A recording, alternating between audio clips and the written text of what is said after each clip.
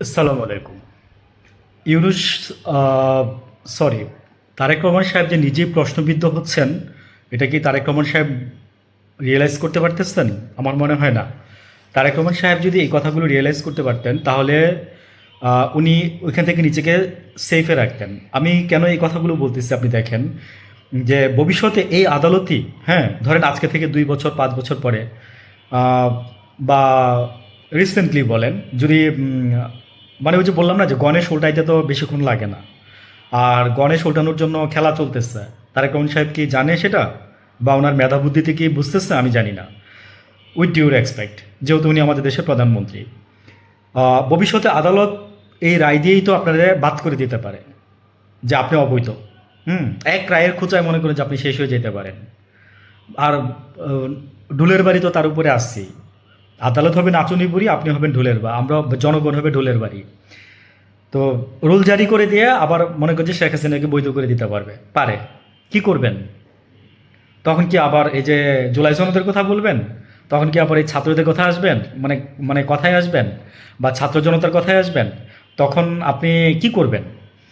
আপনার তো টোটাল জিনিসটা অবৈধ হয়ে আছে, একদম টোটাল জিনিসটা অবৈধ হয়ে আছে। আজকে বলতে হয় ওপেন সেট যে সত্যি কথা, আপনার টোটাল জিনিসটা অবৈধ হয়ে আছে। আপনি যে যে সরকারে বসছেন, আপনি টোটালি অবৈধভাবে বসে আছেন সরকারে।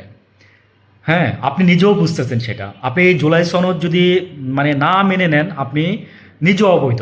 এই ব্যাপারে কোনো সন্দেহ নাই, আপনি সেটা জানেন। আপনার আশেপাশে কারা কি বুঝাচ্ছে আমি জানি না। আদালত আরও রায় দিতে পারে কি জানেন, যে ইউনূস সরকার অবৈধ। ইউনূস সরকার অবৈধ। ইউনূস সরকারের কাজকর্ম অবৈধ ছিল তাইলে।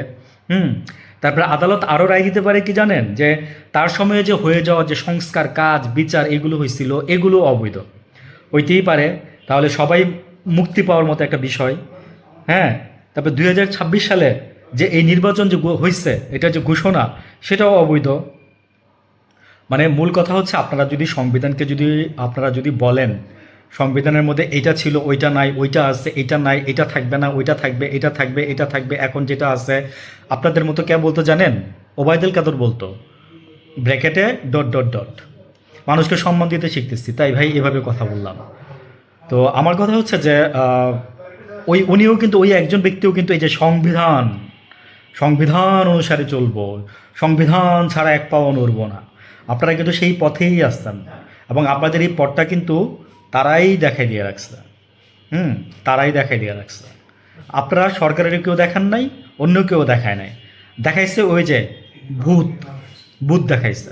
ভালো থাকবেন।